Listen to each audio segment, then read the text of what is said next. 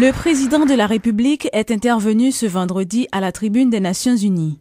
Dans son discours de circonstance, le chef de l'État a invité la communauté internationale à s'engager davantage dans les pays pauvres, notamment en Haïti, afin de favoriser la paix dans le monde. Michel Martelly a également demandé à l'international de respecter ses engagements pris en faveur d'Haïti. Il en a profité pour rappeler que le pays est désormais ouvert au monde, aux investissements, à la coopération, à la reconstruction, au dialogue et à la paix. Suivez un extrait du discours prononcé par le président de la République au siège des Nations Unies à New York. C'est donc par la création d'emplois décents, justement rémunérés, qui respectent les droits des catégories vulnérables que commence la justice. C'est par une juste rétribution du prix des matières premières que cesse l'étranglement des pays du Sud et les spéculations déstabilisantes pour la démocratie. Sur ces thèmes majeurs, il faut que les nations s'unissent et s'unissent bien plus encore. Qu'elles s'engagent franchement dans la lutte contre la déforestation, contre le réchauffement climatique, que soit prise en compte sérieusement la problématique de l'eau. Il n'y aura pas de paix dans le monde tant que le cadre de vie des pays comme le mien sera aussi dégradé, rendant les catastrophes encore plus dramatiques, les inondations encore plus sévères, les sécheresses encore plus meurtrières et l'exode rural encore plus massif. Stabiliser aujourd'hui, c'est aussi et surtout la construction d'un État de droit. Mais l'État de droit suppose, entre autres, une justice forte, indépendante et responsable. Elle s'entend également comme une construction inlassable, difficile mais inévitable, d'institutions fortes qui priment sur les privilèges et groupes d'intérêt. Monsieur le Président, le monde ne sera que plus beau quand se tairont les « je condamne » d'un côté et les « j'accuse » de l'autre.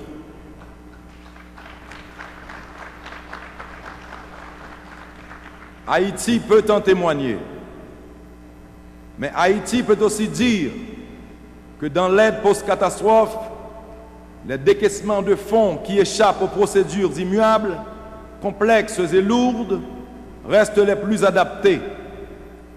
Il faudrait que ces procédures, quand bien même accompagnées, permettent aux pays concernés de s'approprier l'initiative stratégique sur leur destin.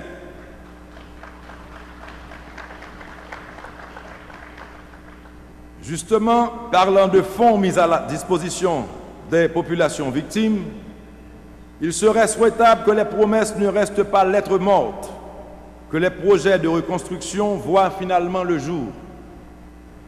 In fine, je le dis, il serait fort triste que la main gauche reprenne ce que la main droite a donné.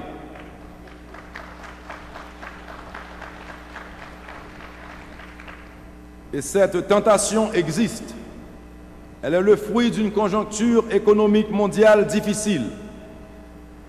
Mais là encore, seule la vérité devrait prévaloir.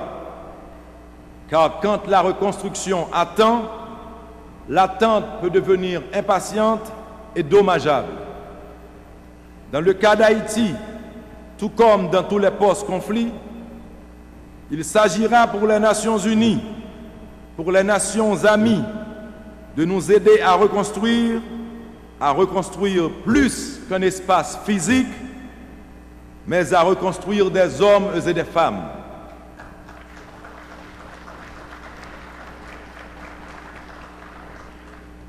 Des hommes et des femmes auxquels il faut rendre l'espoir, car par-delà des concepts, des abstractions, il ne s'agit de rien d'autre que d'une histoire humaine. Et remettre l'homme au cœur des grands débats, c'est de ce nouvel ordre qu'il s'agit aujourd'hui.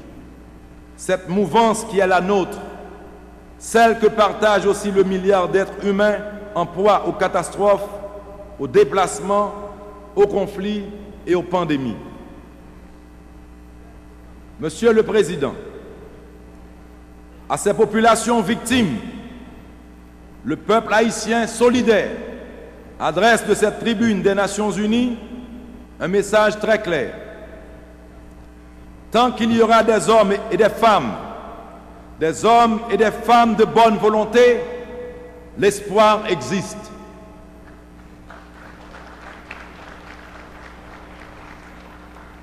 Tant qu'il y aura des nations unies et solidaires, l'espoir existe. Car nous en Haïti, nous avons tout connu, toutes les catastrophes, toutes celles que l'homme peut imposer à l'homme, toutes celles de la nature que nous les hommes, nous aggravons par notre destruction systématique et irresponsable. Nous avons connu les pandémies, la faim, l'exclusion. Mais Haïti est désormais debout, prête à se reconstruire, prête pour un nouveau départ. Haïti campé, tête calée.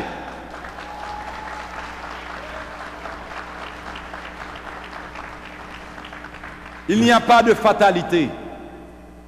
Et c'est cette Haïti nouvelle qui s'ouvre au monde. C'est cette Haïti nouvelle qui s'ouvre aux investissements, à la coopération, à la reconstruction, au dialogue et à la paix.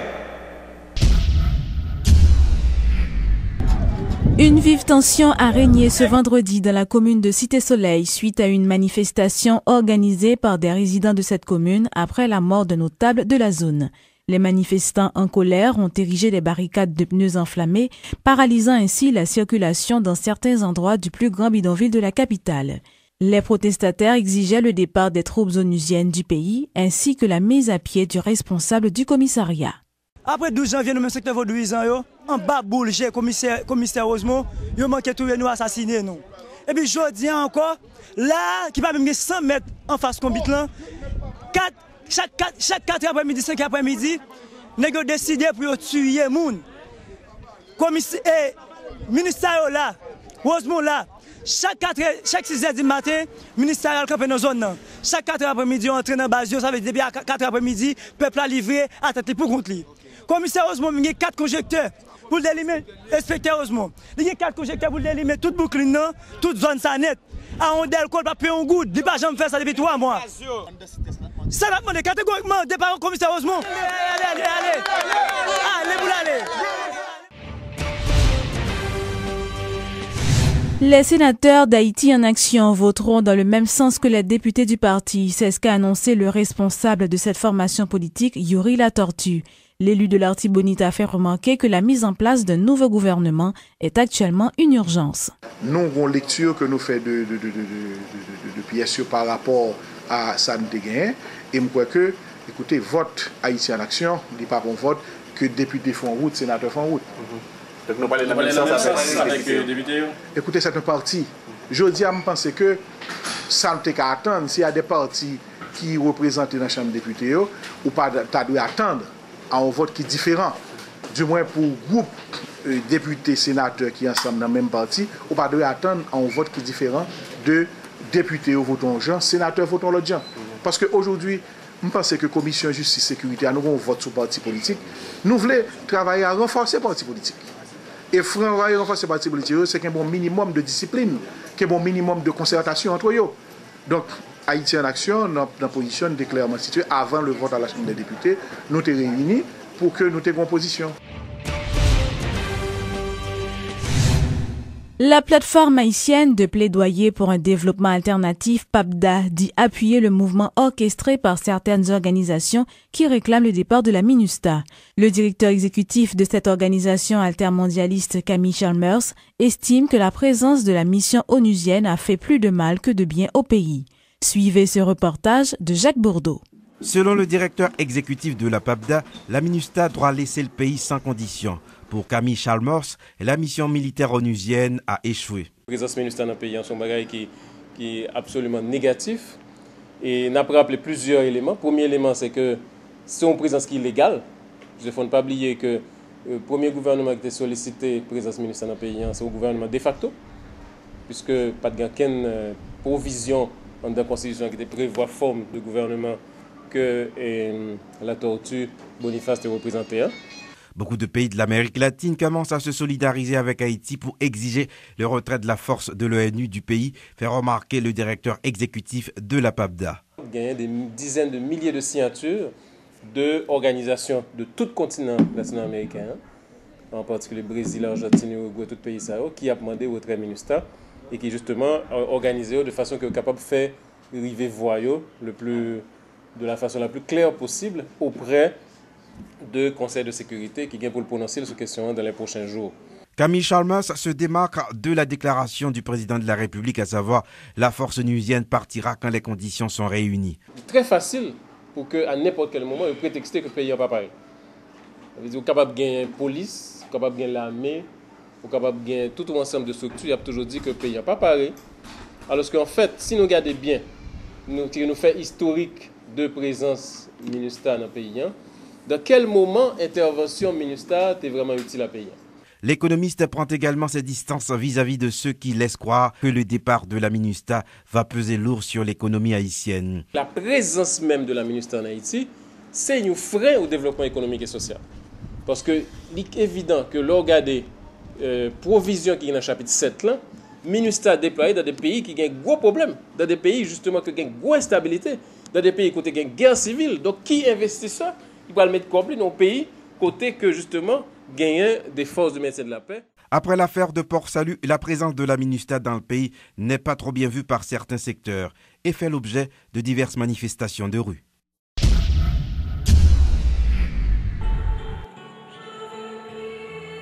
Les funérailles de la journaliste et actrice Farah Mena ont été chantées ce vendredi 23 septembre à l'église Saint-Pierre de Pétionville. Une exposition avait précédé la cérémonie religieuse à laquelle plusieurs personnalités, dont des proches et des amis de la défunte, ont pris part.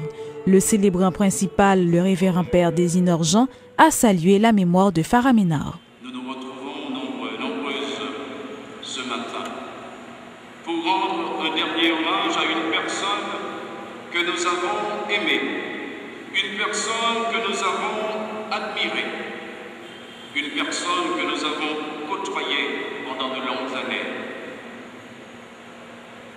Et tous ceux qui l'ont approchée ont perçu Farah comme une passionnée de la vie, rêvant sans cesse de nouveaux projets, une personne créative, une artiste, une personne aimante, une personne attachante, serviable, disponible, toujours présente auprès de l'ami en difficulté. Voilà en quelques mots ce que je retiens des échanges que j'ai eus avec ceux et celles qui étaient proches de Farah. Tous ces mots pour l'appréhender et la qualifier, tous ces mots, nous les avons 100 fois répétés ces 5 derniers jours. Si chacun de nous ici présent avait la possibilité de parler d'elle, je suis certain que les mots ne suffiraient pas pour décrire les qualités que le Seigneur avait déposées en elle et qu'elle s'était évertuée à développer et à mettre en évidence au bénéfice de son entourage.